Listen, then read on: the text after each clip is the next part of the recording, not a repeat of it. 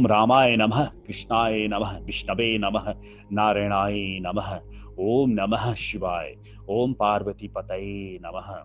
ओम दुर्गाय नमः। ओम सूर्याय नमः। ओम गणेशाय नमः। ओम गणेशाय नमः। ओम नरसिंहदेवाय नमः। सर्वे भवन्तु सुखिनः, सर्वे सन्तु निरामयाः, सर्वे भद्राणि पश्यन्तु, मा कश्चित् दुःखभाग् भवेत्। ओम शान्तिः शान्तिः शान्तिः। सर्वप्रथम त म यहाँहरू सबैको चरणमा साष्टाङ्ग दण्ड प्रणाम गर्न चाहन्छु। साथै म मेरा गुरुदेव विष्णुपाद परमहंस परिव्राजका आचार्य अष्टोत्तर अभय चरणारविन्द भक्ति वेदान्त स्वामी श्रील प्रभुपादको श्री चरणमा पनि साष्टाङ्ग दण्ड प्रणाम गर्न चाहन्छु। साथै भगवान श्री कृष्णका अवतार श्री गौराङ्ग महाप्रभुको श्री चरणमा पनि म साष्टाङ्ग दण्ड प्रणाम गर्न चाहन्छु। साथै भगवान श्री गौराङ्ग महाप्रभुका षड्पार्षदहरू श्री रूप गोस्वामी, श्री सनातन गोस्वामी, श्री जीव गोस्वामी, श्री रघुनाथ दास गोस्वामी, श्री रघुनाथ भट्ट गोस्वामी र श्री गोपाल भट्ट गोस्वामीको श्री चरणमा पनि साष्टाङ्ग दण्डोत प्रणाम गर्दछु। हरि शरणम हरे कृष्ण। ब्रह्मसूत्र, जसलाई भिक्षु सूत्र पनि भनिन्छ, जसलाई शारीरिक भाष्य वा मीमांसा शारीरिक भाष्य भनेर पनि भनिन्छ, जसको पहिलो मन्त्रले भन्छ अथातो ब्रह्म जिज्ञासा। यसमा तीनटा पादहरू छन्, अथ, अतो र ब्रह्म जिज्ञासा। अथ भन्नाले त्यसपछि भन्ने अर्थ दिन्छ। अर्थात् के को त्यसपछि भन्दाखेरि व्यक्तिले वैराग्यता प्राप्त गरिसकेपछि, नित्य अनित्य वस्तुको विवेक प्राप्त गरिसकेपछि व्यक्तिले शान्त, दम, शम, दम, उपरिथि, तितिक्षा, श्रद्धा, समाधान जस्ता श्री सम्पत्तिले युक्त भइसकेपछि र व्यक्ति जब मुमुक्षु हुन्छ त्यसलाई अर्थ राख्दछ।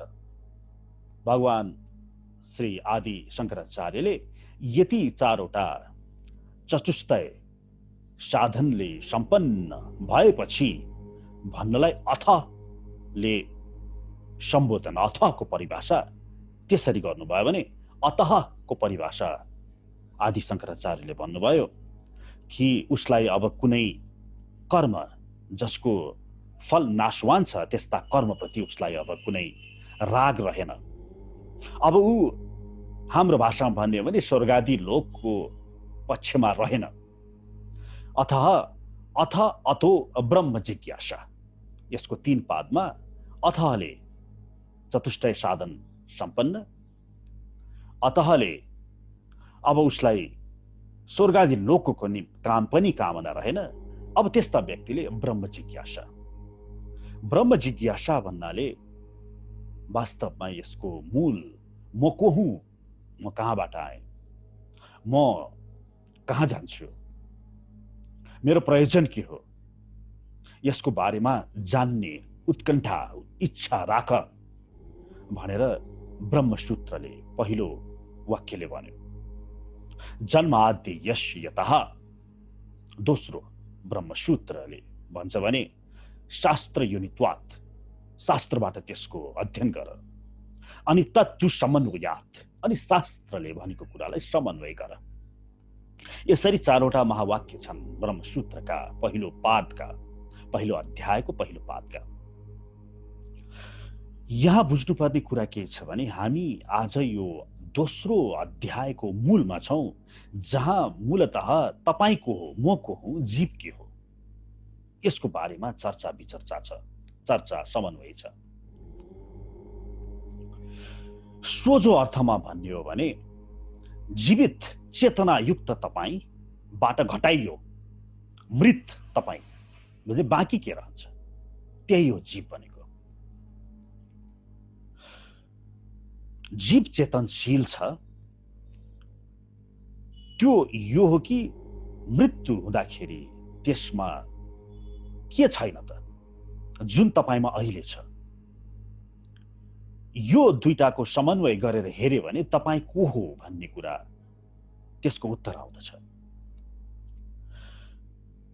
शास्त्रमा गएर हेर्ने हो भने, अझ तपाईको परिचय लिन खोज्ने हो भने, गीताको 15औं अध्यायको 7औं श्लोकमा भगवान श्रीकृष्णले भन्नुहुन्छ, मामै वांशो जीवलोके जीवभूतः सनातनः मनः षष्ठानि इन्द्रियाणि प्रकृतिष्ठानि कर्षति। अर्थात् तपाईँ भगवान श्रीहरिको सनातन अंश हुनुहुन्छ भने मन सहित यो 5वटा इन्द्रियहरूको कारणले गर्दाखेरि भौतारिरहनु भएको छ। अमृतस्य वै पुत्रा ऋग्वेदले पनि भन्छ 10औं मण्डलको 13औं सूक्तको पहिलो ऋचाले। यसै गरिकन ब्रह्मसूत्रमा पनि 5वटा सूत्रहरू वेदव्यासले लेखिदिएका छन्। अंशो नाना व्यपदेशात् मन्त्रो वर्णाच्च अपि च स्मरति प्रकाशादि बन्यरेवं परः स्मरन्ति च। 2-3-42, 2-3-43, 2-3-44, 2-3-45 र 2-3-46। यसको अर्थ लगाउने हो भने सबै जगतगुरुहरूको भाष्यको अर्थले यसको अर्थ, यसको परिभाषा यी ब्रह्मसूत्रहरूको एकै परिभाषा हुन्छ। तपाईँ त्यस परम तत्त्वको अंश हुनुहुन्छ, सनातन अंश। तर यसलाई सनातन अंशलाई शक्ति भनेर पनि भनियो। विष्णु शक्ति ही परा प्रोक्ता क्षेत्र की व्याख्यान तथा परा अविद्या कर्म संज्ञायान तृतीयार शक्ति ऋष्यते। 6औं अंशमा विष्णु पुराणले के भनिदियो भने तपाईँ भनेको विष्णुको शक्ति हो। यसरी तपाईको बारेमा व्याख्या गरिएको छ भने तपाईँ पहिला कहाँ हुनुहुन्थ्यो, म कहाँबाट आएँ, म कता जान्छु भन्ने बारेमा शास्त्रले के भन्छ भने यह वैके चस्मा लोकान् प्रयन्ति चन्द्रमस्मेवेति सर्वे गच्छन्ति। कौशितकी उपनिषद 1-2। अर्थात् यो शरीर छोडेपछि त्यो जीवात्मा चन्द्रलोक हुँदै जान्छ रे। स यदास्मात् शरीरादुत्क्रामति सहैवैतैः सर्वैरुत्क्रामति। कौशितकी उपनिषद 3-3। अर्थात् जब जीवात्माले यो शरीर छोड्छ रे त्यतिखेर उसले मन बुद्धि अहंकारको यो सबै लिएर जान्छ रे। अनि फेरि तस्मान लोकान पुनरे अस्माय लोकाय कर्मणे। बृहदारण्यक उपनिषद 4:4 छ। फेरि त्यो जीव तपाईँ फेरि यहाँ लोकमा आउनुहुन्छ अरे कर्म गर्नको लागि। अर्थात् जानुहुन्छ, आउनुहुन्छ। आ ब्रह्म भुवन लोकाः पुनरावर्तिनो अर्जुन। चाहे ब्रह्म लोक किन नपुगोस् त्यो फेरि आउँछ भनेर भगवान श्रीकृष्णले गीतामा पनि भन्नुभयो। अर्थात् यसबाट के देखिन्छ भने तपाईको गति छ, जानुहुन्छ फेरि आउनुहुन्छ, जानुहुन्छ आउनुहुन्छ। वेदव्यासले ब्रह्मसूत्र बनाइदिए। उत्क्रान्ति गत्यार आगतिर नाम। उत्क्रान्ति गत्यार फेरि आउँछ, आगतिर नाम। ब्रह्मसूत्र 2-3-20। स्वत्मना च उत्तर्योः। ब्रह्मसूत्र 2-3-21। न अणु एतत् श्रुतिरिति चेत् नैतराधिकारात्। 2-3-22। शो शब्दोन्मनाभ्यां च अविरोधश् चन्दनवत्। अवस्थिति वैशिष्यादिति चेत् अभ्युपगमा धृतधीः गुणद्वालोकवत् व्यतिरिको गन्धवत् तथा दर्शयति पृथक उपदेशात्। ब्रह्मसूत्र 2-3-20, 2-3-21, 2-3-22, 2-3-23, 2-3-24, 2-3-25, 2-3-26, 2-3-27, 2-3-28। यो ब्रह्मसूत्रको भाष्य चाहे आदि शंकराचार्य कुनै हेर्नुहोस्, त्यहाँ के देख्नुहुन्छ भने यो जीवको गति हुन्छ भन्ने जस्तो आदि शंकराचार्यले नै भाष्य गर्नुभएको छ भने अन्यहरूको भाष्य त हुने नै भयो जसमा जीवको गति हुन्छ, जान्छ आउँछ भने 2-3-29 मा गएर तत्तु सारत्वात् तु तब्दप्तेशः प्राज्ञवत् तद्गुण सारत्वात्। अर्थात् यहाँ आदि शंकराचार्यले के भनिदिनु भयो भने होइन जीवात्मा भनेको विभु हो नै भनेर फेरि त्यहाँनिर आफ्नो कुरा राख्नुभयो। खैर आदि शङ्कराचार्यको बारेमा त हामीले अगाडि कुरा पनि गरिसकेका छौँ। उहाँको प्रयोजन अर्कै थियो। अर्थात् यहाँ के देखिन्छ भने यो जीवको गति हुन्छ, जान्छ आउँछ अनि यहाँ कर्म गर्छ फेरि जान्छ। यसरी जीवलाई व्यष्टि आत्मा भनेर यो द्वैत दर्शन, हाम्रो दर्शनले परिभाषा गरेको छ। अर्थात् जीव भनेको आत्मा हो, तपाईँ अणु स्वरूप हुनुहुन्छ। बाला अग्रसित भागस्य सतधा कल्पितस्य च भागो जीवः सविज्ञः जनिताय कल्पिते, श्वेता सूत्रोपनिषद 5:9। अर्थात् यो बाल अर्थात् कपालको टुप्पोलाई लिएर त्यसको 100 टुक्रा पारेर 100 टुक्राको पनि एक टुक्रा लिने हो भने त्यति सानो आध्यात्मिक अणु समान तपाईँ हुनुहुन्छ भनेर हाम्रो शास्त्रले तपाईँ जीवको बारेमा चर्चा गरेको छ। भने तपाईको को हुनुहुन्छ, तपाईको परिचयको बारेमा अचिन्त्य वेदाभेद दर्शनका प्रणेता भगवान श्री चैतन्य महाप्रभुले भन्नुहुन्छ, जीवेरा स्वरूपा होए कृष्णेरा नित्य दास। तपाईको प्राकृतिक स्वरूप जो हो तपाईँ, त्यो भनेको भगवान श्री कृष्णको पुत्र रूपी दास हो तपाईँ। र तपाईको एक मात्र कर्तव्य छ कृष्णकै सेवा गर्ने। यो मात्रै तपाईको नेचुरल इन्स्टिङ्क्ट भन्छ नि, तपाईको प्राकृतिक स्वभाव हो। यसरी द्वैत दर्शनले भगवान श्रीकृष्णको अंश व्यष्टि आत्मा यो भनेको सनातन अंश भनेर मानेको छ भने यतापट्टि अद्वैत दर्शनले भने यसलाई अर्कै मानेको छ। एकपटक अद्वैत दर्शन आदि शङ्कराचार्यको बारे यसो बुझाउन त के भन्नुहुँदो रहेछ उहाँले के भनिदिनु भयो भने यो जीवात्मा भनेको के हो रे भने एउटा मन्त्र छ,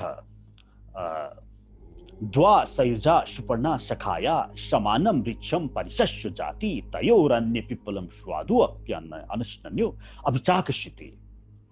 यो ऋग्वेदको पहिलो मण्डलको 164 सूक्तको 20औं मन्त्र। यो मन्त्र श्वेताश्वतर उपनिषदमा पनि छ, 4 छ। यो मन्त्र नारायण उत्तर तापनि उपनिषदमा पनि छ, पहिलो मन्त्र। यो मन्त्र मुण्डको उपनिषदमा पनि छ, 3:1:1।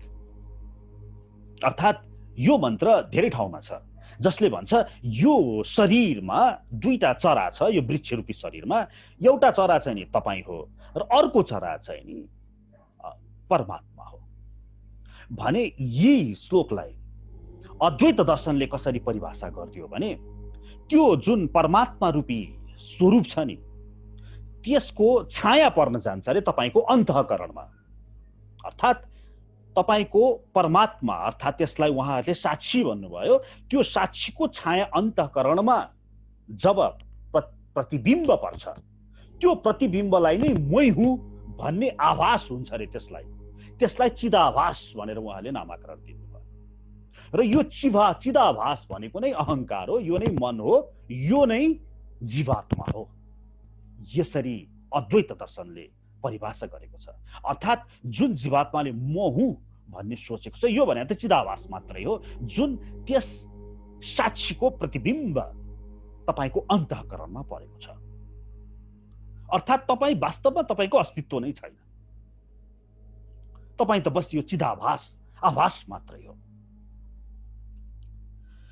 भनेपछि उहाँहरूले यसरी तपाईको बारेमा जीवको बारेमा यो दिइसकेपछि अब यहाँ निकै प्रश्नहरू सिर्जना हुन जान्छन्। यदि जीव मात्र आभास हो भने त्यो गति चाहिँ नि कसको भएको त?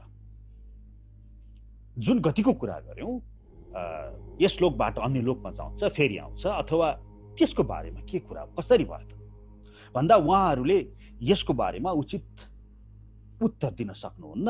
उहाँहरू भन्नुहुन्छ यो जबसम्म यो चिदाभास रहन्छ, जबसम्म प्रतिबिम्बमा नै त्यो आश्रित रहन्छ, यो मायामा घुमिरहन्छ भने जब त्यो व्यक्तिले प्रतिबिम्बमा होइन बिम्बमा अर्थात् साक्षीमा नै आफूलाई आभास गर्दछ त्यो अहम ब्रह्मास्मि, त्यो मुक्त हुन्छ।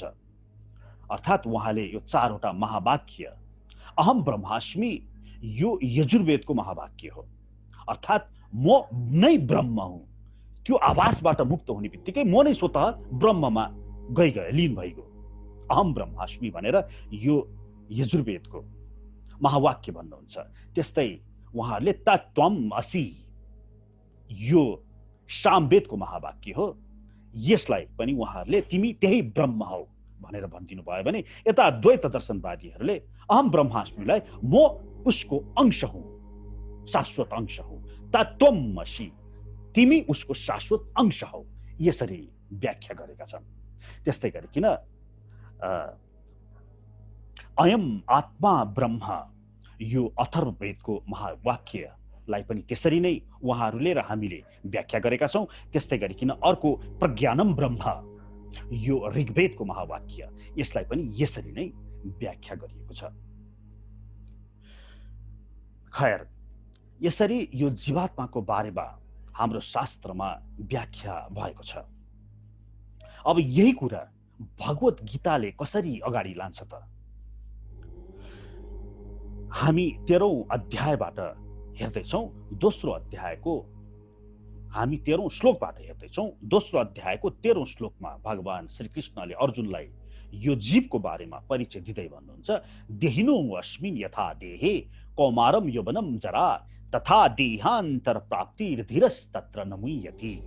अर्थात् जसरी यो शरीरधारी आत्मा निरन्तर बाल्यावस्थाबाट युवा अवस्था र युवा अवस्थाबाट वृद्ध अवस्थातिर परिवर्तन भइरहन्छ, त्यसै गरी यो आत्मा एउटा शरीरको मृत्युपछि अर्को शरीरमा स्थानान्तरित हुने गर्दछ।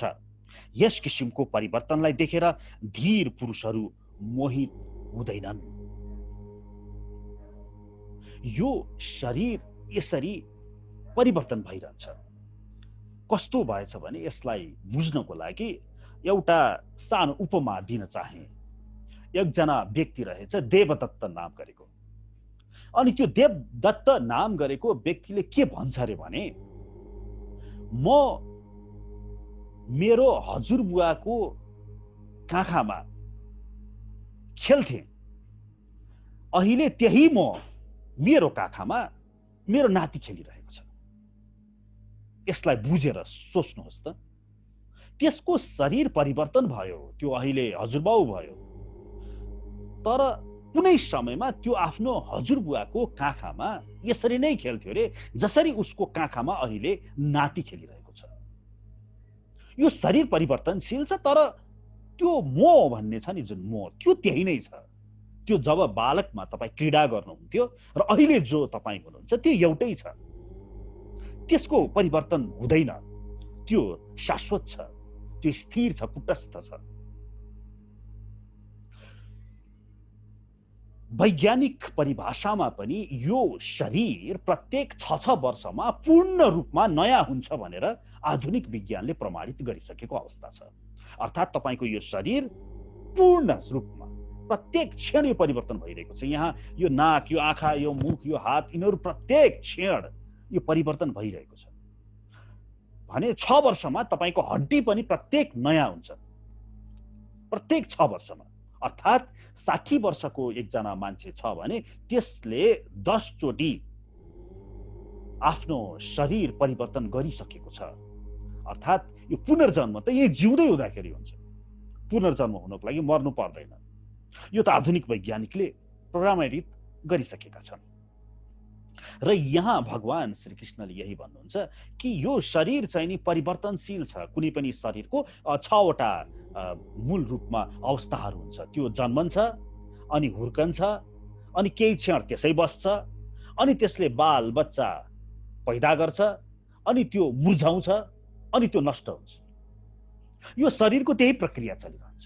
तर त्यहाँ बस्ने त्यो जुन आत्मा छ त्यो परिवर्तनशील छैन, त्यो त्यही छ। तपाईँ जीव रूपी तपाईँ भने यो शरीर नष्ट भइसकेपछि अब यो आत्मा अर्को शरीरमा स्थानान्तरण गर्दछ। यसलाई ट्रान्समाइग्रेसन अफ सोल भनेर भनिन्छ।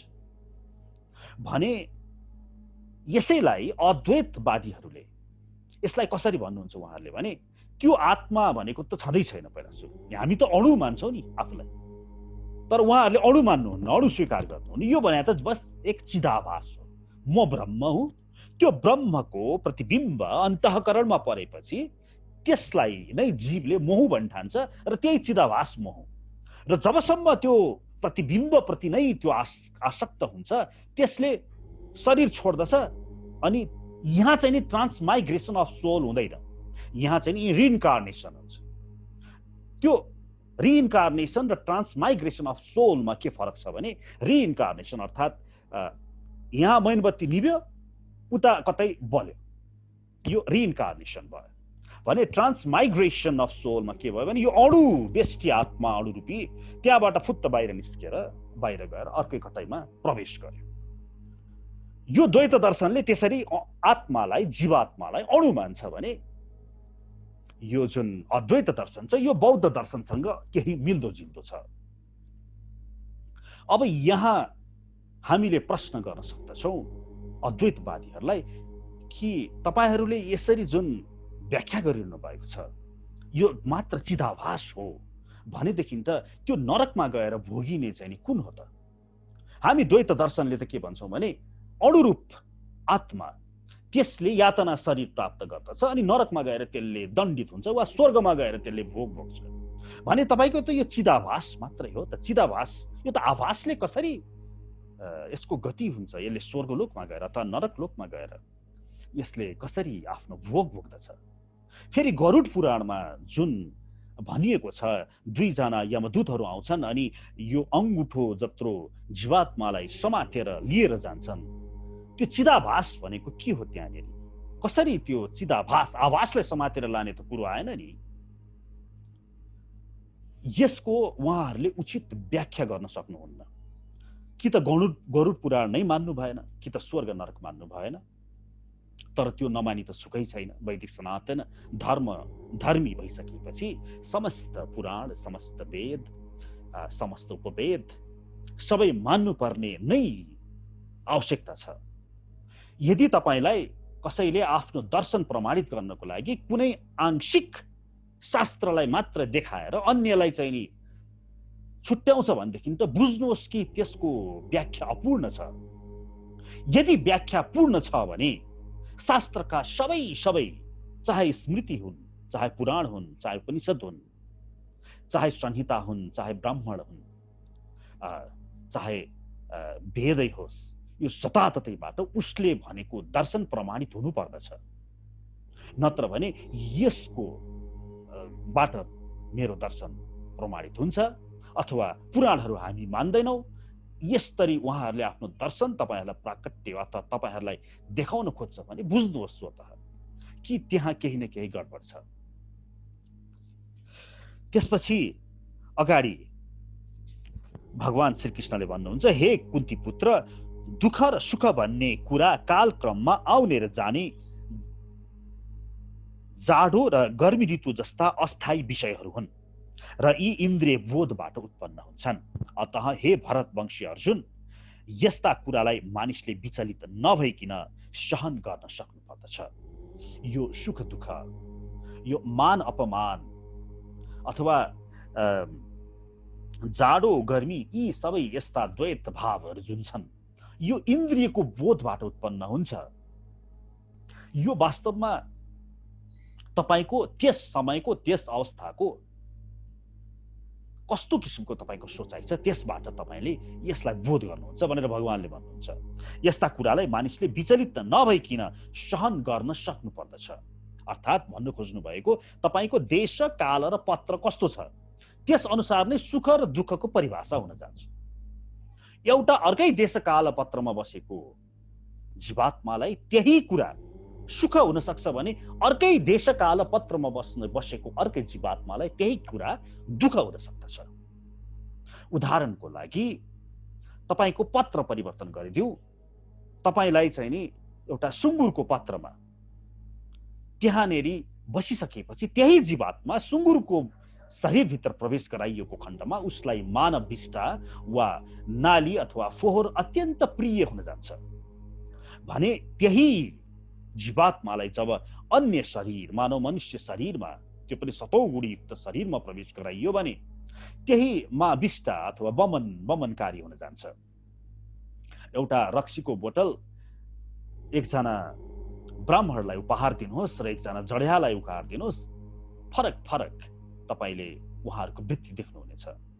मतलब वस्तु त्यही, तर देशकाल र पत्रको अवस्था अनुसार फरक फरक त्यसप्रति हुने प्रतिक्रियाहरू हुन जान्छन्। यस पृथ्वी लोकमा गुरुत्वाकर्षण शक्ति छ, यसकारण तल र माथिको यहाँ व्याख्या छ। माथि भनेको के, तल भनेको के। तर त्यही व्यक्तिलाई अन्तरिक्षमा लगिदिने हो भने जहाँ गुरुत्वाकर्षण शक्ति छैन, त्यहाँ माथि भने कता, तल भने कता। त्यस्तै गरिकन यस पृथ्वी लोकमा सतो रजो र तमो गुणमय माया छ। त्यो मायाले गर्दाखेरि देशकाल पत्रको वर्तमानको अवस्था अनुसार उसलाई सुख वा दुःखको भान हुन्छ। तर जब त्यो गुणदेखि सतो रजो तमो यी प्राकृतिक तीन गुणदेखि माथि उठ्दछ गुणातीतको अवस्थामा, ऊ अब सम हुन जान्छ, ऊ द्वैत भावदेखि मुक्त हुन जान्छ, जसलाई भनिन्छ तितिक्षु। त्यसैले बृहदारण्यको उपनिषद्ले भन्छ नि, शान्तः दान्तः उपरतः तितिक्षु समाहितो भूत्वा आत्म एव आत्मनं पश्यति। अर्थात् जसले मनलाई नियन्त्रण गर्न सक्छ, जसले बाह्य इन्द्रियहरूलाई नियन्त्रण गर्न सक्दछ, जो तितिक्षु छ, अर्थात् यही द्वैत भावदेखि परको अवस्थामा छ, जो उपरत अर्थात् ईश्वरमा पूर्ण भरोसा भएको व्यक्तित्व छ, त्यसले आत्म एव आत्मनं पश्यति। त्यसले आत्म साक्षात्कार गर्न त्यसले सामर्थ्यता प्राप्त गर्दछ। जसरी यो शरीरधारी आत्मा निरन्तर बाल्य अवस्थाबाट युवा अवस्थामा, यो मैले अघिकै पढेँ, त्यसपछि भगवानले भन्नुहुन्छ, हे पुरुष श्रेष्ठ अर्जुन, जुन व्यक्ति सुख र दुःखबाट विचलित हुँदैन र दुवै अवस्थामा समान रहन्छ, त्यो व्यक्ति निश्चय नै मुक्ति पाउन योग्य हुन्छ। यो अघिकै श्लोकको निरन्तरता हो, द्वैत भावदेखि पर भएको व्यक्ति। असत वस्तुको कुनै चिरस्थायी छैन र सत वस्तुको कुनै परिवर्तन नै हुँदैन। आत्मा र शरीर यी दुवै प्रकृतिको अध्ययन गरेर तत्त्वदर्शीहरूले यस्तो निष्कर्ष निकाले। यहाँ भगवानले विवेक भन्ने तपाईमा निहित तत्त्व, जसलाई बुद्धिको मूल शक्ति हो, त्यसको बारेमा भगवानले भन्दै हुनुहुन्छ कि विवेक भनेको के हो त भन्दा सत र असत वस्तुको बीचमा भेद राख्न सक्ने तपाईको सामर्थ्यता। सत्य भनेको ती वस्तु हुन् जुन वस्तु सधैँ रहन्छन्, नित्य रहन्छन्, र असत भनेका ती वस्तुहरू हुन् जुन नित्य रहँदैनन्। असतोमा सद्गमय तमसोमा ज्योतिर्गमय मृत्योर्मा अमृतम गमय भनेर चक्षुषो उपनिषदको पहिलो मन्त्रले भन्छ नि। असत्यबाट सत्यमा जाऊ, अँध्यारोबाट उज्यालोमा जाऊ। अर्थात् यहाँ यो असत वस्तु भनेको के हो, सत वस्तु भनेको के हो, यो भगवानले बताउनु हुँदै, यो आत्मा तपाईँ जीवात्मा रूपी तपाईँ सत वस्तु हो भने तपाईको यो शरीर असत्य वस्तु हो भनेर यसमा बताउनुहुन्छ। भने अब हेर्नुहोस्, यो शरीरसँग सम्बन्धित भएका को छन् त? तपाईको पद, तपाईको ऐश्वर्य, तपाईको श्रीमान श्रीमती पुत्र, यो शरीरसँग सम्बन्धित छन् नि। यो शरीर नभए भने तिनीहरूको अस्तित्व स्वतः नष्ट हुन्छ। भन्नुको मतलब यो असत वस्तु, शरीर र शरीरका सम्बन्धी वस्तुहरू, देह देहात्म बुद्धि भन्छ नि, यसमा तपाई लिप्त हुने कि असत वस्तु जुन आत्मा रूपी तपाई हुनुहुन्छ। बुद्धिमान व्यक्तिले जुन सधैँ रहन्छ, जुन शाश्वत हुन्छ, जुन सत्य छ, त्यसमा आफ्नो लिप्तता कायम राख्दछ कि त्यसमा आफ्नो लिप्तता कायम राख्दछ जुन एक दिन गएर नाश हुन्छ। अनि अगाडि भन्नुहुन्छ, अविनाशी तु तद्विद्धि येन सर्वमिदं ततम् विनाशम अव्ययस्य न कश्चित् कर्तुम् अर्हति। अर्थात् यो आत्मा, यो जीवात्माको बारेमा भगवानले अगाडि बताउनु भयो कि यो जीवात्मा कस्तो छ अरे भने यो अविनाशी छ तर यो यसको फैलावट कस्तो छ अरे भने सर्वमिदम ततम, यो सबै शरीरमा यसको फैलावट छ अरे। अविनाशी त्यो तद्विति, त्यस्तो बुझ, त्यसलाई अविनाशी बुझ, यो जीवलाई, तँलाई आफूलाई। तर यो सर्वमिदम ततम, यो कहाँ बस्छ त यो आत्मा भन्दा हृदय हि एष आत्मा भनेर प्रश्न उपनिषदले भन्यो। प्रश्न उपनिषद 3 छ। हृदय हि एष आत्मा, यो आत्माको स्थान हृदयमा छ अरे। सवा हि एष आत्मा हृदय, छान्दोग्य उपनिषदले पनि भनिदियो यो आत्माको स्थान कहाँ छ। सवा हि एष आत्मा हृदय, हृदयमा छ। हृदय 8:3:3। भगवानले पनि भन्नुभयो गीताको 15औं अध्यायको 15औं श्लोकमा सर्वस्य चहम हृदय सन्निविष्टो, म सबैको हृदयमा बसेको छु। त्यस्तै गरिकन 10औं अध्यायको 20औं श्लोकमा पनि भगवान श्रीकृष्णले गीतामा भन्नुभयो अहम आत्मा गुडाकेश सर्वभूताशय स्थितः, म सबैको हृदयमा बसेको छु। अब प्रश्न आउँछ यो हृदय भनेको चाहिँ के रहेछ? मुटु हो हृदय भनेको? यदि त्यसो हो भने मुटु त ट्रान्सप्लान्ट हुन्छ त आजकल। आजकल त मुटु नै अर्काको मुटु राखिन्छ, अनि त्यसो भए त आत्मै उताको उता हुनुपर्ने हो। तसर्थ यहाँ बुझ्नु आवश्यक छ कि यो हृदय भनेको यो हाम्रो मुटु होइन। यो हृदय भनेको आध्यात्मिक मुटु हो भनौँ न, अर्थात् आध्यात्मिक हृदय हो। आध्यात्मिक हृदय भने के हो त, कसरी बुझ्ने? एकपल्ट कम्प्युटरलाई उपमा दिएर म बुझाउन चाहे। यो कम्प्युटर जुन छ हाम्रो घरमा, यो कम्प्युटरको हार्डवेयर र सफ्टवेयर भन्ने हुन्छ। हार्डवेयर भनेको आँखाले देख्न सकिने भित्र फलाम सलाम तारहरू भए, सफ्टवेयर भनेको त्यसमा इन्स्टल भएको अपरेटिङ सिस्टम आदि भयो। अब म कम्प्युटरको हृदयको बारेमा कुरा गर्दैछु। हार्डवेयरको रूपमा हेर्ने हो भने कम्प्युटरको हृदय कुन हो त?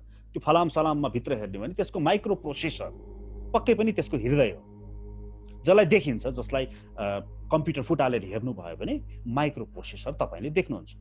तर सफ्टवेयरको आधारमा हेर्ने हो भने त्यो कम्प्युटरको हृदय कुन हो त भन्दा तपाईँले विन्डोज अपरेटिङ सिस्टम इन्स्टल गर्नुभएको छ भने विन्डोज अपरेटिङ सिस्टमको जुन कन्ट्रोल प्यानलमा जानुभयो होला यहाँहरूले सेटिङहरू मिलाउनको लागि, त्यो त हृदय हो नि त, सफ्टवेयरको हृदय हो नि। त्यस्तै गरिकन यो हाम्रो शरीरको यो बाहिरी हार्डवेयर, यो पृथ्वी जल तेज वायु आकाश मन बुद्धि अहंकारले बनेको शरीरको हृदय भनेको पक्कै पनि यो मुटु हो। यही मुटु हो जुन चाहिँ नि अहिले धड्किरहेको छ भने हाम्रो आध्यात्मिक रूपमा हाम्रो हृदय के हो त भन्दा त्यो हृदय चाहिँ त्यो मूल, त्यहाँ चाहिँ नि गएर यो आत्मा बसेको हुन्छ। र यो आत्मा पनि अणु आत्मा हो। हेर्नुहोस् है, यो अणु आत्मा भनेको भौतिक अणु होइन। त्यसको बारेमा अहिले एकछिनमा प्रश्न हुनेछ। र यो कस्तो छ अरे, एन सर्वविदम ततम, यो जताततै फैलावट छ अरे यसको। यो आत्माको बस्न चाहिँ आध्यात्मिक हृदयमा बस्छ, तर यसको सारैतिर फैलावट छ अरे। कस्तो फैलावट छ त? किम पश्यत कितौ हो चतुहु भनेर छान्दोग्य उपनिषदमा प्रश्न गरियो। प्रजापति रुवाच सर्वम एवं इदम आवाम भगव आत्मानं पस्ताव आलोमभ्य आनिख्यभ्य प्रतिरूपमिति। यो चाहिँ नि आत्मा बस्छ हृदयमा, तर यसको फैलावट चाहिँ नि चारैतिर छ अरे। आलोमभ्य, यो लोम, यो टाउको कपालको टुप्पोदेखि लिएर खुट्टाको नङको टुप्पोसम्म अनख्यव्य प्रतिरूपमिति, सबैतिर यसको फैलावट छ। यसरी यो आत्माको बारेमा, यसको फैलावटको बारेमा छान्दोग्य उपनिषद 8:8:1ले पनि व्याख्या गरेको छ। यो कस्तो छ अरे भन्दाखेरि यसको बारेमा 3टा ब्रह्मसूत्र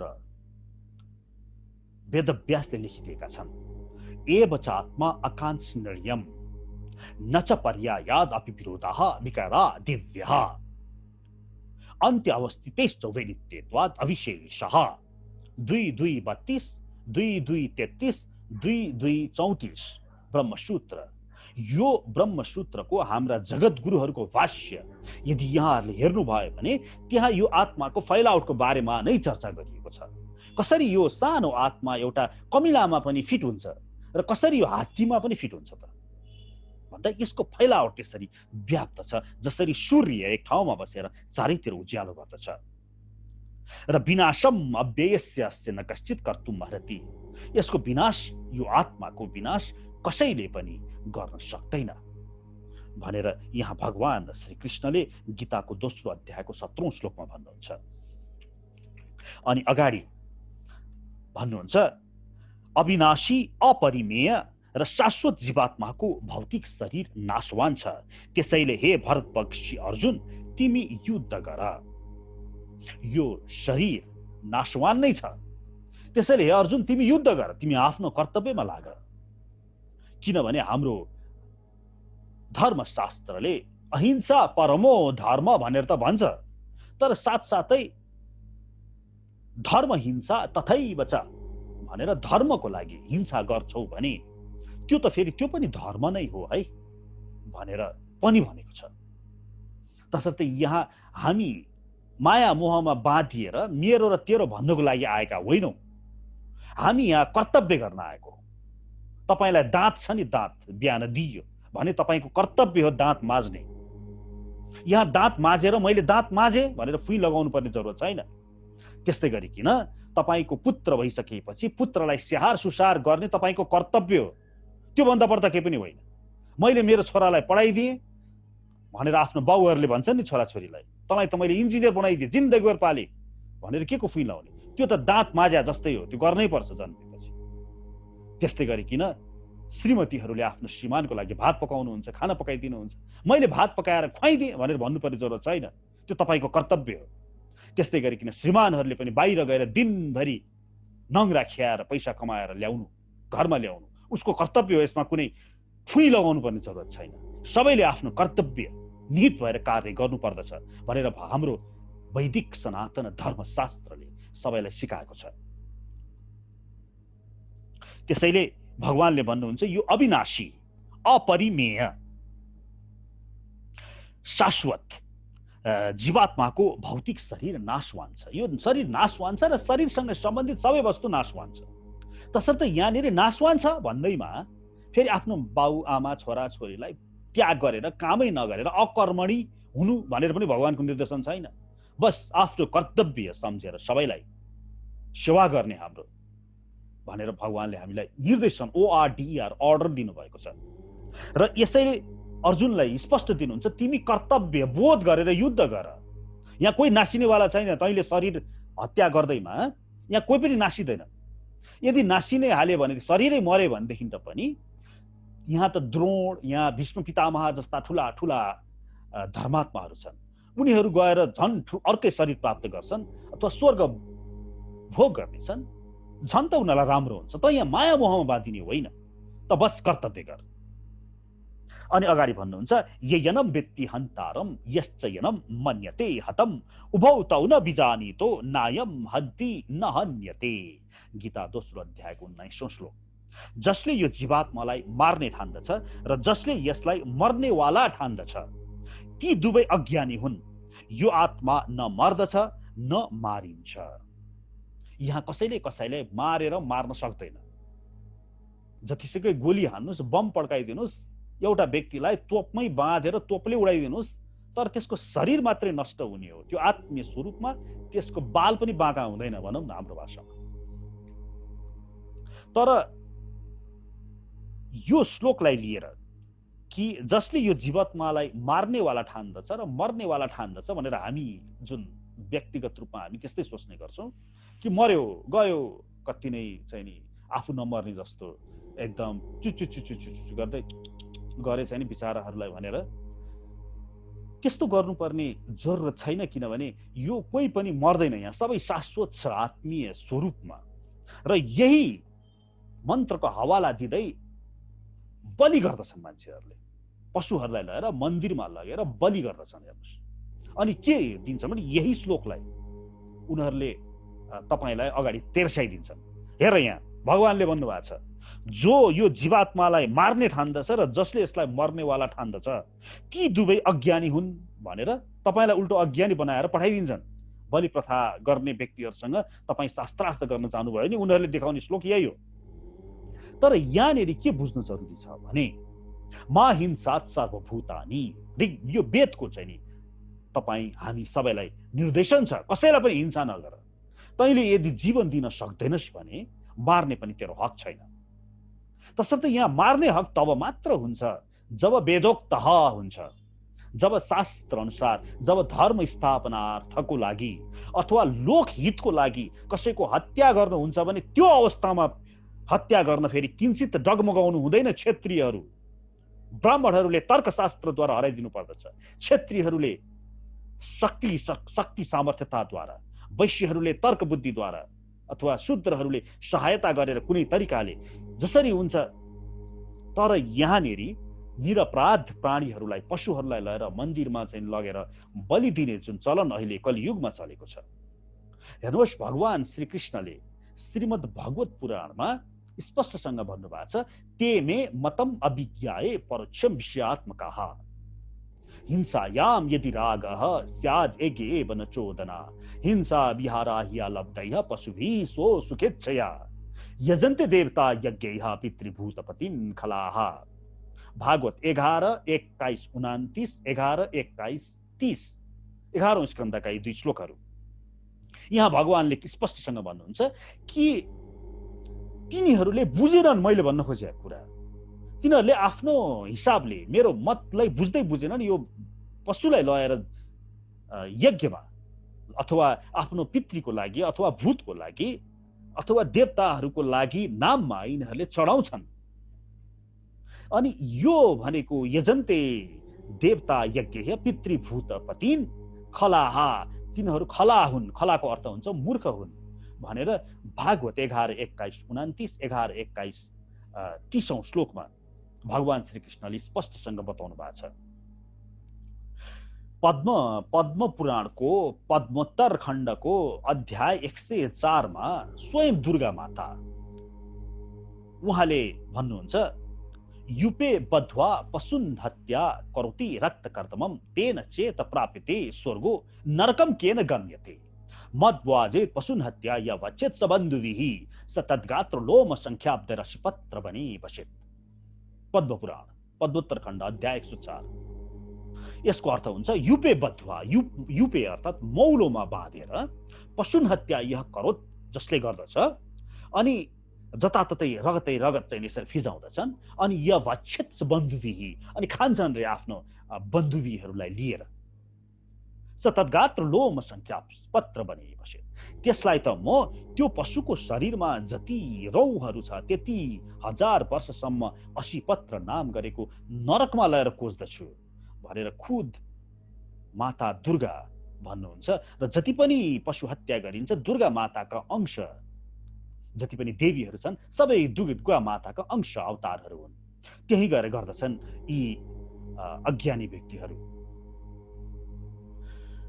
सुरा मत्स्या मधु मांस मासनम कृषै रौदनम धूर्तैः प्रवर्तितम वेदैः धूर्तैः प्रवर्तितम वेदै कल्पितम।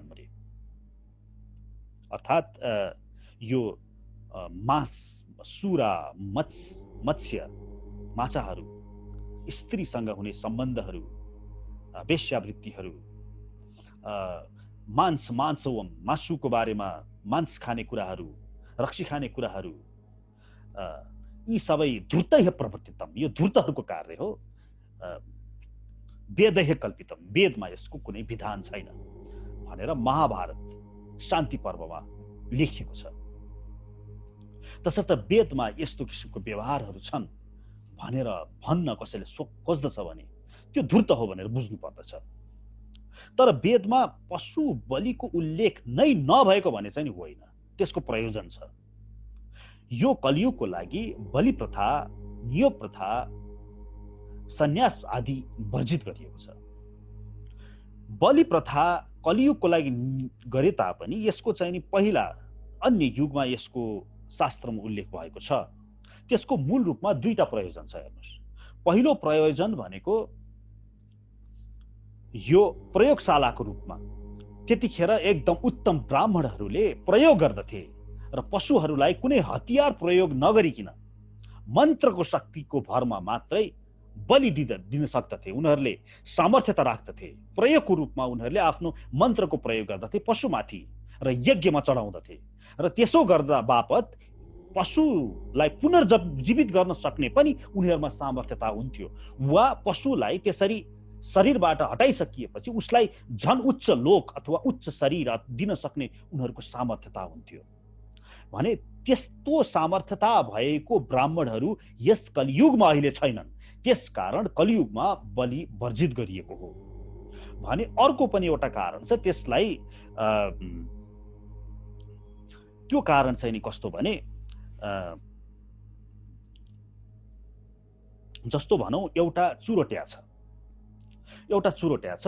त्यो चुरोट्याले दिनको 20 वटा चुरोट खान्छ भने त्यसलाई डाक्टरले के भन्छ भने दिनको 20 वटा चुरोट खाने जुन डाक्टर त्यो व्यक्ति छ त्यसलाई एकै पटक चुरोट नखा भनेर भन्न सकिदैन।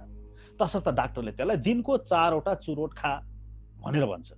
यसको मतलब यो होइन कि सबैले दिनको 4 वटा चुरोट खानुपर्छ भन्नु खोजे होइन डाक्टरले, त्यस व्यक्तिलाई मात्रै भनेको।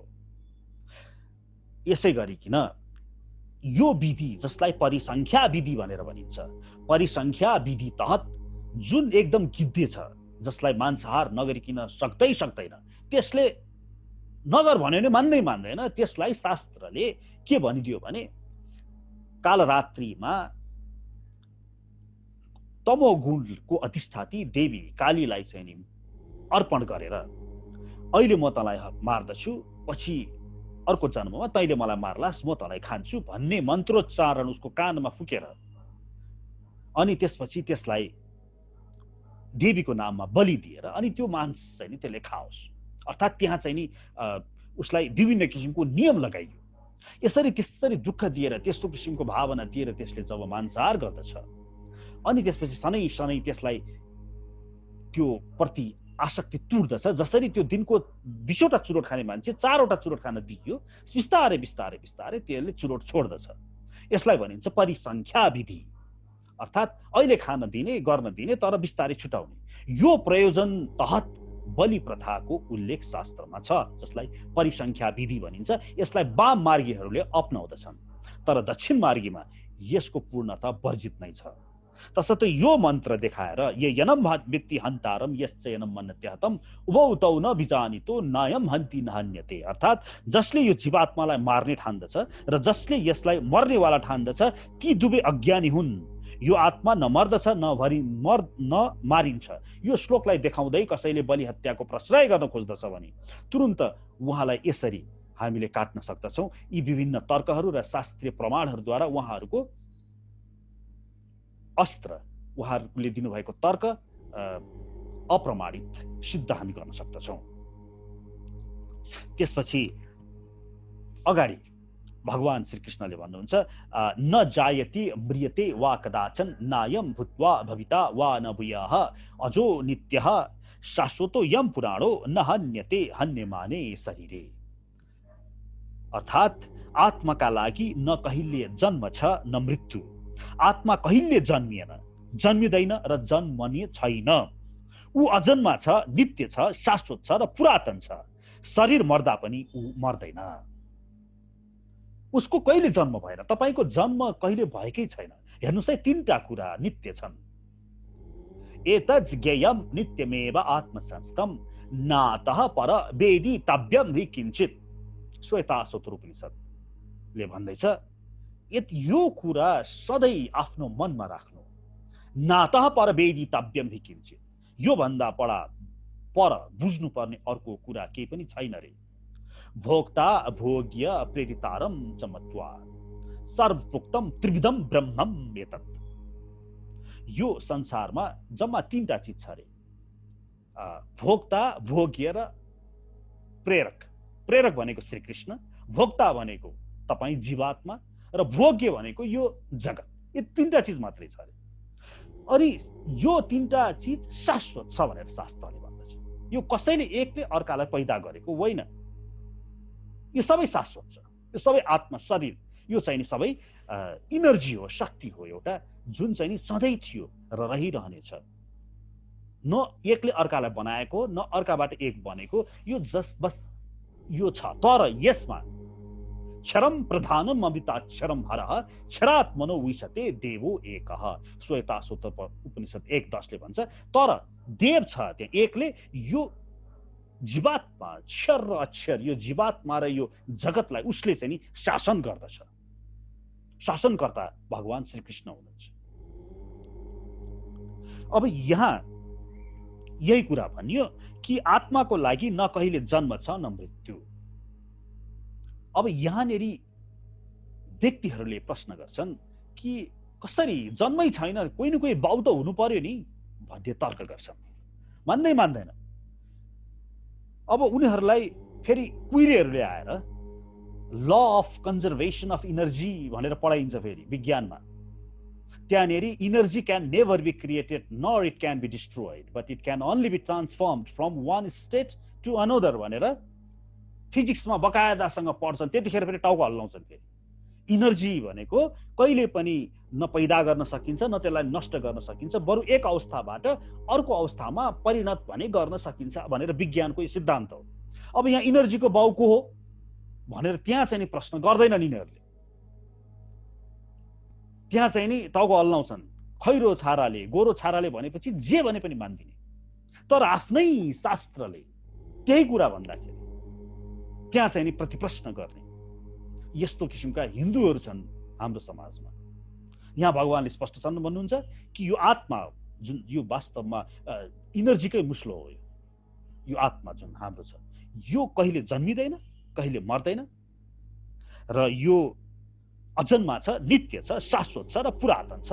तर शरीर चाहिँ नि मरिरहन्छ। यसले विभिन्न शरीर धारण गर्दै घुमिरहन्छ। आफ्नो आफ्नो आफ्नो कुन चाहिँ नि त्यसको विषय भोगमा, त्यसको उत्कण्ठा छ त्यसको आधारमा। अनि अगाडि यसैलाई निरन्तरता दिँदै भगवानले भन्नुहुन्छ वासांसी जीर्णानि यथा विहाय नवानि गृह्णाति नरो प्राणी तथा शरीराणि विहाय जीर्णानि अन्यानि संयाति नवानि देहि। यो श्लोक बहुत प्रचलित छ। 22औं श्लोक हो यो, दोस्रो अध्यायको। यसमा भगवान श्री कृष्णले भन्नुहुन्छ जसरी मानिसले पुराना वस्त्रहरू त्यागेर नयाँ वस्त्र धारण गर्दछ, त्यसै गरी आत्माले पनि पुराना र काम नलाग्ने शरीरलाई त्यागेर नयाँ भौतिक शरीर धारण गर्दछ। यो लुगा फेरेको जस्तै हो। जसरी तपाईले पुरानो लुगा फेर्नुहुन्छ, फोहोर भएपछि नयाँ लगाउनुहुन्छ, अथवा च्यात्ते भनेदेखि पनि नयाँ लुगा किनेर लगाउनुहुन्छ, त्यस्तै गरी किन तपाईको यो शरीर परिवर्तन, तपाईको शरीर फोहोर भयो भने, च्यात्तियो भने, एक्सिडेन्ट परेर चाहिँ यो च्यात्तियो, डिस्ट्रोय भयो भने यो शरीर परिवर्तन गरिदिनुहुन्छ तपाईको आमाले, तपाईको आमा परमात्माले। अर्थात् भन्नुको खोजे के भने अहिले यहाँ हेर्नुस् त चारैतिर मान्छेहरू मरिरहेका छन्। यो मर्नु भनेको हाम्रो नजरमा मात्रै बहुत ठुलो कुरो हो के। परमात्माको नजरमा त उसले लुगा फेर्देको मात्रै हो। जसरी एउटा सानो बच्चालाई आमाले लुगा फेर्दिन्छन् अनि त्यो बच्चा लुगा फेर्नु अगाडि घुवा घुवा रुन्छ। किन रुन्छ त भन्दा त्यस बच्चोलाई आफ्नो लुगाप्रति आसक्ति हुन्छ अनि त्यो लुगा फेर्नै मान्दैन। एकछिनपछि त्यो पानी लाउँदाखेरि चिसो पनि हुन्छ होला अनि त्यो रुन्छ त्यो। तर आमाले जबरजस्ती नुहाइदिन्छ त्यसलाई, किनभने आमालाई राम्रोसँग थाहा छ अहिले लुगा फेरेर अर्को नयाँ लुगा लाउने बित्तिकै यो हाँस्छ, यो खुसी हुन्छ भनेर। त्यस्तै गरिकन हामी जीवात्मालाई पनि यो सांसारिकता प्रति बहुत आसक्ति छ। यो आसक्तिले गर्दाखेरि हामी डराएको मात्रै हो अनि त्यो मर्दाखेरि हुने पीडा। जसरी त्यो बच्चोलाई आफ्नो लुगाप्रति आसक्त थियो र आफ्नो मर्दाखेरि त्यो चिसो पानी लाग्ला भन्ने एकछिनको त्यसलाई डर थियो, त्यसले गर्दाखेरि मात्रै हामी डराएको हो त्यो मृत्युसँग। तर वास्तवमा यदि तपाईँ भगवानको भक्त हुनुहुन्छ र यो सबै भगवत गीतालाई आफ्नो जीवनमा ल्याउनुहुन्छ, तपाईँलाई मृत्युसँग डर लाग्दैन। किनभने मृत्यु भनेको लुगा फेर्ने त हो नि। अनि तपाईँलाई आसक्ति नै छैन, न पुत्रमा, न पत्नीमा, न श्रीमानमा। तपाईँ बस एउटा राम्रो पुत्र भएर, राम्रो श्रीमान भएर, राम्रो बाउआमा भएर व्यवहार गर्नु भएको छ संसारसँग। त्योभन्दा एक स्टेप पनि अगाडि बढ्नु भएको छैन नि। त्यस कारणले गर्दाखेरि तपाईँलाई यो लुगा फेर्ने समय आउँदाखेरि कुनै पनि डर लाग्दैन। जसरी हाम्रा खप्तड बाबा आदिले आफ्नो शरीर त्याग गर्नुहुन्छ, यसो आँखा चिम्लेर ल गएँ है भनेर टाटा बाई बाई गरेर जानुहुन्छ।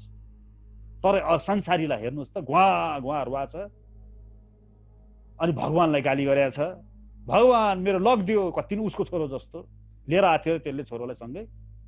थाहा पनि थिएन जन्मिँदाखेरि। पहिला मेरो छोरो हुन्छ, मेरो छोरी हुन्छ, मेरो लोग्ने हुन्छ भने थाहा थियो र थिएन। एउटा मान्छे थियो अरे, गयो बाटोमा, अनि जाँदाखेरि त्यसले 1000 रुपियाँ पाएछ। अनि ओहो खुसी भएछ। फेरि एकछिनपछि फर्केर आयो, फेरि 1000 रुपियाँ हराएछ। अनि फेरि दुखी भएछ।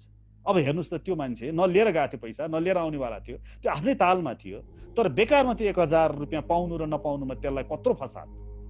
त्यही हाल छ जीवको।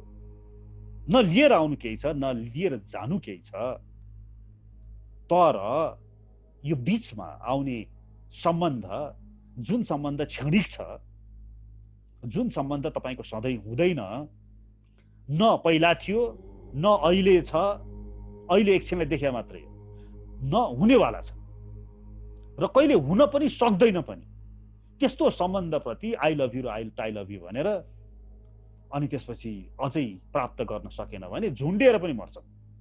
त्यस्ता बेकुफ समाज, अर्थात् किन बेकुफ भए त भन्दा भेडा बाख्रा भएर। भेडा बाख्राहरूलाई शास्त्र पढ्ने फुर्सद हुँदैन, अनि हिन्दी फिल्म हेर्छन्, मोबाइल फिल्महरू हेर्छन्, अनि त्यहाँ इल्लु इल्लु क्या है भन्ने त्यही गीत हेऱ्यो, अनि त्यस्तै रहेछ संसार भनेर बुझ्यो, अनि त्यस्तै गर्न खोज्यो। अनि त्यो त असत्य हो। असत्य त एक दिन भङ्ग हुन्छ, भताभुङ्ग हुन्छ। अनि जब भताभुङ्ग हुन्छ अनि गुवा गुवा रुनिए।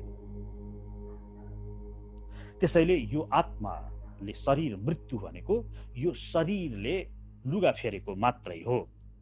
अगाडि भगवानले भन्नुहुन्छ, नैनम छिन्दन्ति शस्त्राणि नैनम दहति पावकः न चैनम क्लेद्यन्ति आपो नैनम शोष्यति मारुतः। अनि तपाईँ जीवात्मा कस्तो हुनुहुन्छ अरे भने यो आत्मालाई न कहिले कुनै हतियारले टुक्राउन सकिन्छ। नैनम छिन्दन्ति शस्त्राणि, शस्त्रले यसलाई काट्न सकिँदैन। न एनम दहति पावकः, न यसलाई आगोले डढाउन सकिन्छ। न चैनम क्लेद्यन्ति आपो, न यसलाई पानीले भिजाउन सकिन्छ। न शोष्यति मारुतः, न हावाले यसलाई सुखाउन सकिन्छ। त्यस्तो तपाईँ अणुरूपी जीवात्मा हो रे।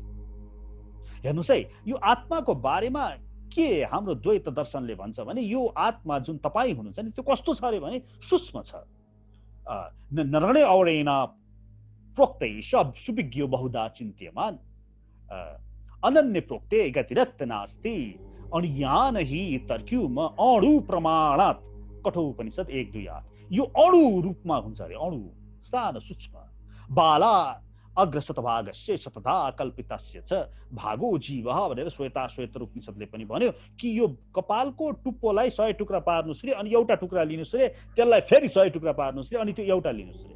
त्यति सूक्ष्म बस मान्दियो रे, कल्पितस्य च, त्यसलाई कल्पना गर्दियो रे। अनि तर यो अति विद्वान छ रे, सुविज्ञः जनन्ताय कल्पिते। यो अनेकौं जन्मदेखि यसले विभिन्न संस्कार लिएर बसेको छ। तपाईले विभिन्न जन्ममा के गर्नुभयो, त्यस्तो यो आत्मा तपाईको छ रे। यो चाहिँ नि नैनम छिन्दन्ति शस्त्राणि। तर यहाँनिर एउटा कुरा के बुझ्नु पर्दछ भने यो जुन आत्मा अणु भनेर त हामी द्वैत दर्शनवादीहरूले भनिदियौ नि, यो अणु भनेको यो hydrogen, helium, lithium, barium, boron, carbon, nitrogen आदि इलेमेन्ट्सहरू जुन पिरियोडिक टेबलमा जुन चाहिँ मेन्डेलियभले बताउनु भयो त्यो अणु होइन है। यो चाहिँ त्यो भौतिक अणु हो। यो भनेको चाहिँ नि आध्यात्मिक अणु हो। किनभने यहाँनिर नैनम छिन्दन्ति शस्त्राणि भनेर भन्नुभएको छ। यो अणुलाई शस्त्रले काट्न सकिँदैन। नैनम दहति पावकः, यसलाई आगोले डढाउन सकिँदैन। तर ती हाइड्रोजन, हेलियम, लिथियम आदि अणुहरूलाई त जलाइन्छ। जस्तो एटम बममा अथवा आणविक भट्टीमा जहाँ चेन रियाक्सन गरिन्छ त्यो भनेको त फ्युजन फिसन भएर त्यहाँभित्रको त्यो न्युक्लियसलाई फोड्ने अथवा दुईटा एटमलाई ठोक्काउने तरिका त हो त्यो। अर्थात् अणुलाई फुटाइन्छ, त्यहाँ जलाइन्छ भने यो जुन तपाईँ अणु हुनुहुन्छ यसलाई फुटाउन जलाउन सकिँदैन भनेपछि पक्कै पनि यो अणु भनेको त्यो भौतिक अणु चाहिँ नि होइन। त्यस्तै गरिकन यहाँनिर के बुझ्नु पर्दछ भने नैचनम क्लेद्यन्ति आपो न श्वस्यति मारुतः। अब फेरि यहाँनिर हामीलाई वेदान्तीहरूले, अद्वैतवादीहरूले यो श्लोकलाई उद्धृत गर्दै तपाईलाई के प्रश्न गर्छन् भने हामीले के भन्छौँ भने हामी भगवान श्री हरि कृष्णको अंश हौं भनेर भन्छौँ। तर उहाँहरूले यही श्लोकलाई उद्धृत गर्दै तपाईँ अंश त शास्त्रमा गीताले नैनम छिन्दन्ति शस्त्राणि टुक्रा पार्न सकिँदैन भनेर भनिसकेपछि पक्कै पनि यो तपाईँले जुन अंश भन्नुभयो श्री कृष्णको अंश त्यो त टुक्रिएर आयो त। त्यो त यसको अंशी पनि त टुक्रिन सक्दैन यसको मतलब अवश्य पनि। भने तपाईँले यहाँ नयनम छिन्दन्ति शस्त्राणि भन्दा भन्दै आफूलाई अंश भनेर कसरी भन्नुहुन्छ भनेर हामीलाई शास्त्रार्थमा प्रश्न सोध्ने गर्छन् अद्वैतवादीहरूले। यसमा हाम्रो उत्तर के हुन्छ भने भगवान श्री कृष्णले गीताको 15औं साथमा अंश मात्र भन्नुभएको छैन। भगवानले भन्नुभएको छ शाश्वत अंश। मामै वांशो जीवलोके जीवभूतः सनातनः। सनातनः भन्ने शब्द छ त्यहाँ। सनातन अंश हो। अर्थात् जसरी गिलास फुट्यो, फुटेपछि गिलासको त्यो काँचको टुक्रा भने अंश हो गिलासको, तर सनातन होइन। किनभने फुट्नुभन्दा अगाडि त्यो जुन काँचको टुक्रा थियो त्यो गिलास भित्रै थियो। त्यसैले सनातन होइन, अंश चाहिँ हो तर सनातन होइन। तर भगवान श्री कृष्णले जुन अंशको नाम लिनु भएको छ गीता 15:7 त्यहाँ सनातन भन्ने शब्द छ। सनातन अंश हो तपाईँ भन्नुको मतलब त्यो गिलास फुटेर निक्लिएको काँच जस्तो हामी उहाँको अंश चाहिँ नि होइनौँ। हामी उहाँको शाश्वत अंश हौँ, अर्थात् अजन्मा। यसलाई शक्ति भनेर पनि भनियो। विष्णु शक्ति परा प्रोक्ता क्षेत्रज्ञाख्यान तथा परा अविद्या कर्म संज्ञायान तृतीयार शक्तिरिष्यते। अर्थात् त्यहाँ विष्णु पुराणको 6औं अंशले के भनिदियो भने यो जीवात्मा भनेको विष्णुको शक्ति हो। तसर्थ हामी उहाँहरूलाई उत्तर दिँदाखेरि के भन्छौँ भने हामी अंश होइनौँ है, हामी सनातन अंश हौँ। त्यसलाई अर्को शब्दमा भन्नुपर्दा हामी उहाँको चाहिँ नि शक्ति हौँ। 3टा शक्ति छ जसलाई भगवानले भन्नुभयो नि गीतामा 7औं अध्यायमा भूमि रापो अनलो वायु खम मन बुद्धिरेव च अहंकार इत्यम भिन्ना प्रकृतिरष्टधा। मेरो पृथ्वी जल तेज वायु आकाश मन बुद्धि र अहंकार यति 8वटा अपरा शक्तिहरू छन्। अपरे इयम इदस्तु अन्याम प्रकृति बुद्धि मे पराम जीवभूता महाबाहो यदम धार्यते जगत। यो बाहेक मेरो अर्को एउटा अपरा शक्ति पनि छ है, त्यो भनेको चाहिँ नि जीवात्मा हो। गीताको 7:4 र 7:5 र फेरि अगाडि 14औं अध्यायमा उहाँले भन्नुहुन्छ मम योनिर्महद् ब्रह्म तस्मिन् गर्भ ददाम्यहम् सम्भव सर्वभूतानां ततो भवति भारत। गीता 14औं अध्यायको दोस्रो। अर्थात् यहाँनिर के भनिदिनु भयो भने यो जुन महत्त्व छ, यो पृथ्वी जल तेज वायुको जुन अपरा शक्ति छ त्यसमा यो परा जीवात्मालाई लएर मैले रोपिदिन्छु। त्यो ब्रह्मलाई म गर्भधारण गराइदिन्छु। अर्थात् तपाईँ आफूलाई निहालेर हेर्नुहोस् त, आफूलाई निहालेर हेर्नुहोस् त। यो पृथ्वी जल तेज वायु आकाश मन बुद्धिको यो जुन शरीर छ यहाँभित्र तपाईँ हुनुहुन्छ आत्मीय स्वरूपमा। तपाईँलाई यो महत्त्वमा तपाईँलाई गर्भधारण गराइदिएका छन्, त्यहाँ बीज रोपिदिएका छन् भगवान कृष्णले। यसरी हामीले उहाँहरूलाई अद्वैतवादीहरूलाई उत्तर दिन सक्दछौँ कि हामी आफूलाई तटस्थ शक्ति त्यसैले भन्दछौँ किनभने हामी मिक्सचर हो, पराशक्ति र अपराशक्तिको मिक्सचर। यहाँ बाहिरबाट हेर्ने हो भने यो अपराशक्तिको पृथ्वी जल तेज वायु आकाश मन बुद्धि अहंकारको शरीर छ र त्यसभित्र पराशक्ति कृष्णको जुन जीवात्मा आत्मीय स्वरूपमा अणु आध्यात्मिक अणुको स्वरूपमा म आफै छु र परमात्मा तिमी आफै सँगै चरारूपी बसेका छन्। र यो पूर्ण यसरी शरीर भएको हुनाले आधा परा आधा अपरा भएको हुनाले यो बिचको छ तटस्थ शक्ति।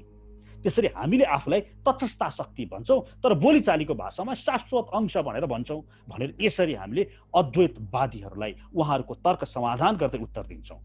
अनि उहाँहरूलाई बरु अब प्रतिप्रश्न गर्न हामी सक्यौँ। अब उहाँहरूलाई के भन्छौँ भने हामी तपाईहरूले फेरि सायुज्य मुक्तिको कुरा गर्नुहुन्छ, ल ठिक छ, त्यसो भए त्यो जुन परम ब्रह्म छ त्यो परम ब्रह्ममा गएर तपाईँ त लीन हुने कुरा गर्नुहुन्छ भने यो जुन परमात्मा छ नयनम छिन्दन्ति शस्त्राणि यसको त टुक्रा गर्न सकिँदैन भने त्यहाँ गएर लीन चाहिँ नि तपाईँ कसरी हुनुहुन्छ त भनेर हाम्रो प्रतिप्रश्न उहाँहरूलाई हुन सक्छ कि तपाईँहरू लीन चाहिँ नि कसरी हुनुहुन्छ त्यसो भए, किनभने त्यो टुक्राउन सकिँदैन। भर्खर तपाईँले मलाई चाहिँ नि आरोप लगाउनु भयो त्यहाँबाट टुक्रिएर कसरी आइस्। अब म तपाईँलाई सोध्दैछु कि तपाईँ त्यो टुक्र्याउनै नसक्नेमा गएर लीन चाहिँ कसरी हुनुहुन्छ त त्यसो भए। हामी त कसरी भन्छौँ भने जसरी तपाईँहरूले भन्नुहुन्छ समुद्रमा गएर खोला चाहिँ त्यही लीन हुन जान्छ। तर हामी त त्यसो मान्दैन। हामी त समुद्रमा माछाहरू बस्या जस्तो गरेर हामी पनि त्यही जाने हो, तर माछाको छुट्टै अस्तित्व हुन्छ नि। द्वैत दर्शनले के भन्छ, हाम्रो छुट्टै दर्शन हुन्छ। तर उहाँहरूले अब यहाँ प्रश्न के दिनुहुन्छ भने जीवात्मा भन्ने हामी मान्दैनौँ। उहाँले उत्तर दिनुहुन्छ त्यतिखेर यो प्रश्न गर्ने बित्तिकै उहाँहरूले उत्तर दिनुहुनेछ कि तपाईँ कसरी त्यहाँ लिन हुन जानुहुन्छ त भन्ने प्रश्नमा उहाँहरूले उत्तर दिनुहुनेछ, हामी चिदाभास हो। चिदाभास भनेको त्यस साक्षीको परमात्माको प्रतिबिम्ब जब अन्तःकरणमा पर्छ, त्यो अन्तःकरणको प्रतिबिम्बलाई चिदाभास, यही नै जीव हो। तसर्थ जीवको वास्तविक कुनै आफ्नै स्वतन्त्र अस्तित्व नै छैन। र जब त्यो जीव आफ्नो प्रतिबिम्बमा होइन, आफ्नो बिम्बमा जब आरूढ हुन्छ, त्यो स्वतः अहम ब्रह्मास्मि हुन जान्छ भनेर उनीहरूले उत्तर दिन्छन्। हेर्नुहोस् है, अब त्यो उत्तर दिने बित्तिकै तपाईँले प्रश्न फेरि गर्न सक्नुहुन्छ, त्यसो भए स्वर्गलोक नरक लोकमा भोग गर्न जाने त्यो चाहिँ को हो नि? त्यो गरुड पुराणमा उल्लेख गरिएको त्यो यमदूतले अंगूठा जत्रो सानो जीवात्मालाई जुन बोकेर लान्छ, त्यहाँ उल्लेख गरिएको जीवात्मा को हो त? तपाईँले त भर्खर चिदाभास हो, यो त चित आभास मात्रै हो भन्नुभयो। त्यो आभासलाई त बोकेर लाने कुरा आएन। त्यो आभासले त गएर स्वर्गलोक र नरलोकमा गएर आफ्नो भोग भोग्ने त कुरा आएन भन्दा उहाँहरूले फेरि सजिलो उत्तर दिन सक्नुहुन्न। यसरी यो हामी द्वैतवादीहरूले अद्वैतवादीहरूसँग कसरी कुरा गर्नुपर्दछ, यो कुरा हामीले बुझ्नु जरुरी छ। त्यसपछि अगाडि भगवान श्रीकृष्णले भन्नुहुन्छ, अच्छेद्यो अयम अदाह्यो अयम अक्लेद्यो अश्वस्य एव च नित्यः सर्वगतः स्थाणु अचलो सनातनः। अर्थात् यो व्यष्टि आत्मा कहिले पनि नफुट्ने, नडढ्ने, नभिज्ने र नसुक्ने खालको हुन्छ। यो अगाडिकै श्लोकको निरन्तरता हो। यो आत्मा सधैँ रहिरहन्छ, सर्वव्यापक छ, अपरिवर्तनशील छ, अचल छ र सर्वदा एकै नाशको छ। यो तपाईको बारेमा, तपाईँ को हो भनेर भगवान श्रीकृष्णले भन्दै हुनुहुन्छ। आफ्नो बारेमा यसरी बुझ्नु हाम्रो वैदिक सनातन धर्मीहरूको कर्तव्य हो। यहाँ त व्यक्तिहरूलाई म को हुँ भन्ने नै थाहा छैन। त्यसपछि अगाडिको श्लोकमा भन्नुहुन्छ, अव्यक्तो अयम अचिन्त्यो अयम अविकार्यो अयम उच्चयते तस्मात् एवं विदित्वायनम न अनुशोचितुम अर्हसि। यो आत्मालाई अव्यक्त, अचिन्त्य र अपरिवर्तनीय मानिन्छ। यो कुरा बुझेर पनि तिमीले शरीरको लागि शोक गर्नु हुँदैन भनेर आत्माको बारेमा भगवान श्रीकृष्णले अगाडि बताउनुहुन्छ। र अगाडि गएर फेरि अलिकति आफ्नो कारण बदल्दै भन्नुहुन्छ भगवान श्रीकृष्णले, यदि तिमीले आत्मालाई सधैँ जन्मिरहने र सधैँ मरिरहने ठान्छौ भने पनि हे महाबाहु, तिमीले यसका लागि शोक गर्नुपर्ने कुनै कारण छैन। नास्तिकहरू पनि हुन्छन् संसारमा जसले आत्मालाई चिनेकै छैन, जस्तो अहिलेका वैज्ञानिकहरू त होइनन्, वैज्ञानिक हुन खोजेकाहरू। वैज्ञानिकहरूले त धेरैले यसलाई विश्वास गर्छ, अनुसन्धान बरु गर्दैछन्। विज्ञानलाई सोध्ने हो भने विज्ञानले के भन्छ, मलाई थाहा छैन भन्छ। विज्ञानले कहिले पनि आत्माको छैन भनेर भन्दैन। स्वर्गलोक नरकलोक छैन भनेर विज्ञानले कहिले पनि भनेको छैन। विज्ञानले के भन्छ भने मलाई थाहा छैन भन्छ। किनभने छैन भनेर ठोकुवा गरेर भन्न पनि प्रमाण चाहिन्छ। आत्मा छैन, स्वर्गलोक छैन, नरकलोक छैन भनेर भन्न पनि, ठोकुवा गर्न पनि प्रमाण चाहिन्छ। छ भन्न जति प्रमाण चाहिन्छ, छैन भन्न पनि त्यति नै प्रमाण चाहिन्छ। हामी चाहिँ नि छ भनेर ठोकुवा यसकारण गर्दछौँ कि शास्त्रमा लेखिएको छ, भगवान कृष्णले गीतामा भन्नुभएको छ। तर आजकालका अलिकति साइन्सका किताबहरू पढेकाहरूले छैन भनेर ठोकुवा गर्छन्। अनि कहाँबाट थाहा पाइस् त भन्यो भने विज्ञानले भन्यो भन्छ, झुटो बोल्छन्। विज्ञानले भनेकै छैन, विज्ञानले त थाहा छैन भनेको छ। त्यसो भए अनि त्यही कुरा भनेर कसरी भनिस् तैँले भन्यो भने उसको आफ्नो प्राइभेट मेन्टल स्पेकुलेसन भन्छ यसलाई, आफ्नो सो विचार। त्यसै भनिदियो, उसले लगाइदियो, त्यत्तिकै लगाइदियो। तसर्थ त्यस्ता व्यक्तिहरूसँग पनि हामीलाई सावधान हुनुपर्ने जरुरत छ। र त्यस्तै गरिकन अन्य पनि त्यतिखेर विभिन्न दर्शनहरू छन् जसले यो शरीरलाई आत्मा मान्दैनन्। बौद्ध दर्शनले पनि शरीरको आत्मालाई बुझेको छैन। जुन हामी बौद्ध दर्शन भन्छौँ, भगवान बुद्धले नै प्रणीत गरेको यो बौद्ध दर्शन यसले पनि मनसम्म पुगेको छ। यो मनभन्दा माथि जान सकेको छैन। भगवान विष्णुकै अवतार हुनुहुन्छ गौतम बुद्ध, र उहाँको मूलतः 4 जना प्रचारकहरू थिए गौतम बुद्धका। गौतम बुद्ध चाहिँ नि आफ्नो श्रीमती यशोधरा र पुत्र राहुललाई छोडेर उहाँ चाहिँ नि ज्ञान लिन जानुभएको थियो, र ज्ञान प्राप्त गरेपछि उहाँ बुद्ध कहलिए, र उहाँका मूल गरी 4 जना उहाँका शिष्यहरू थिए, जसमा माध्यमिक, योगाचार, सैद्धान्तिक र वैभाषिक प्रमुख छन्। जसमा माध्यमिक उहाँका शिष्यले कसरी प्रचार गरे भने यो सबै संसार भनेको शून्यको विवर्त हो भनेर भनिदिए। शून्यको विवर्त भनेको केही पनि होइन, शून्य हो यो। त्यसैले शून्यवादी भन्छौँ हामीले, बौद्ध दर्शनलाई शून्यवादी दर्शन भन्छौँ। र उहाँले के भनिदियो भने शून्यको विवर्त, शून्यबाट सबै चिज यो देखा पर्यो। अर्थात् तपाईँले खाल्टो खन्नु भयो भने जति खाल्टो खन्नुहुन्छ त्यति नै माटो यतापट्टि थुप्रिन्छ। अर्थात् यहाँ माटो थुप्रिएको माटो भनेको यो संसार हो। अब यो थुप्रेको माटोलाई फेरि खाल्टोमै हालिदियो भने फेरि सम्म हुन्छ, जिरो हुन्छ। यो थियो दर्शन माध्यमिकको। भने अर्का उनका शिष्य थिए योगाचार, उनले के भनिदिए भने होइन, यो चाहिँ नि बुद्धिको विवर्त हो, शून्यको होइन कि बुद्धिको चाहिँ नि यो संसार चाहिँ नि विवर्त अर्थात् विस्तारित, विस्थापन, त्यो फैल्यो, त्यसको फैलावट हो भनेर भनिदिए। भने अर्का एकजना सैद्धान्तिक थिए, उनले चाहिँ के भने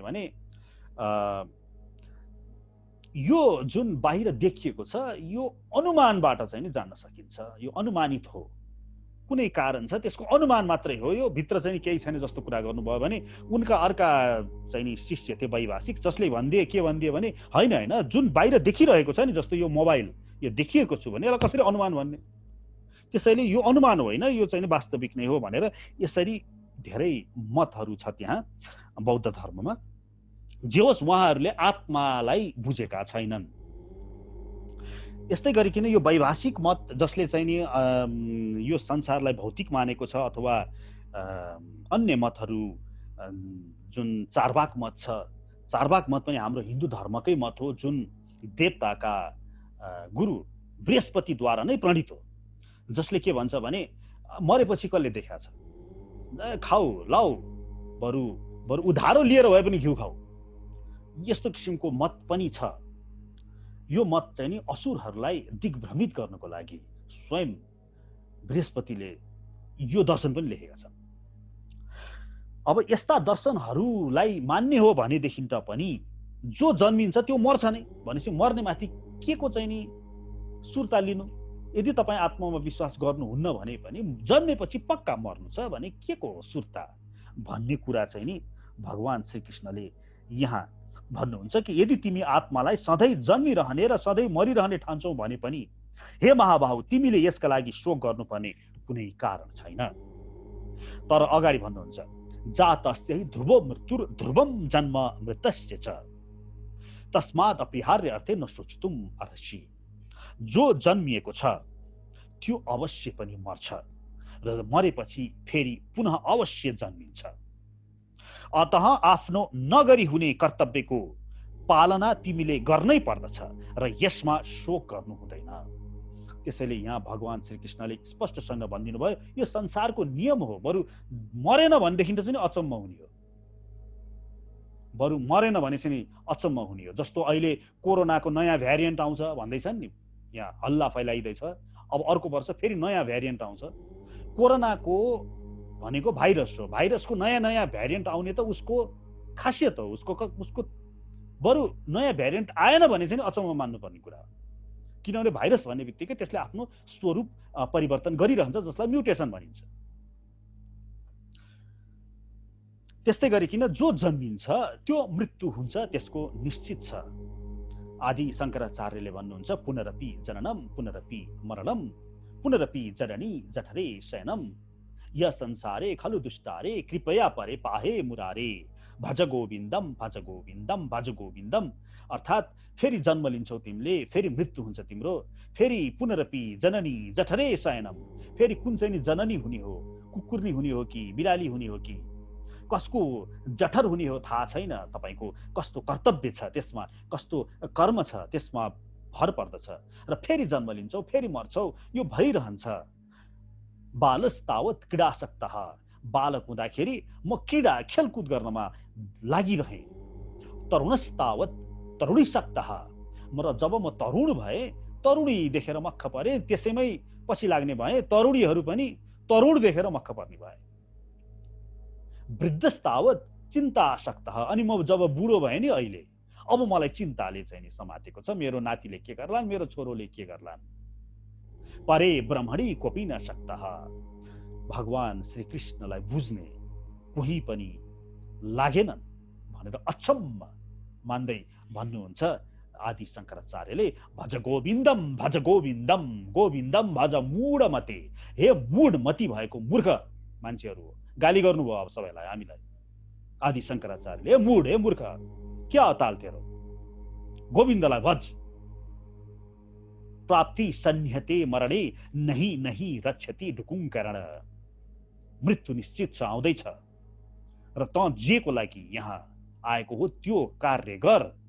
बरु धेरै धेरै ढुकुङ्करणले रक्षा गर्दैन। ठुल्ठुलो साहित्यहरू पढेर, ओहो विद्वान भएर, चन्द्रमामा जाने विज्ञानका साइन्सहरू पढेर, ठुल्ठुलो 50 तल्ले घरमाथि बसेर, मिटिङमा यत्रो ठुलो चस्मा लगाएर, यति ठुलो कोट लगाएर, अनि आइफोन बोकेर, अनि ठुलो ठुलो बिजनेस मिटिङहरू गरेर यसले तँलाई पार लगाउँदैन।